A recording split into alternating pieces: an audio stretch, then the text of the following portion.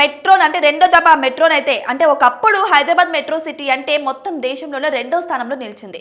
కానీ ఇప్పుడు చూస్తే అది 9వ స్థానానికి పడిపోయింది.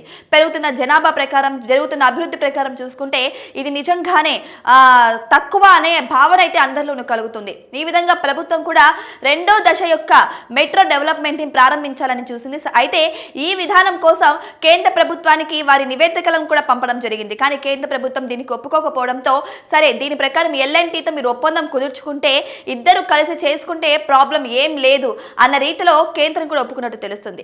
అదే ఇదే విషయం అయ్యి ఇక్కడ ప్రభుత్వము ప్లస్ ఎల్ఎన్టీ టీం కూడా కలిసి ఒప్పందం కోసం అయితే వారిద్దరు చర్చించినట్టయితే తెలుస్తుంది.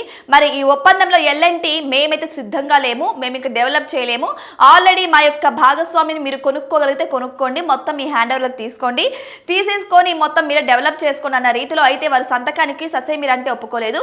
అయితే చివరికి ఇక ప్రభుత్వం మొత్తం మెట్రో సిటీని తన హ్యాండ్ ఓవర్లకి చేర్చుకోవడానికి అయితే నిర్ణయం తీసుకున్నట్టు తెలుస్తుంది.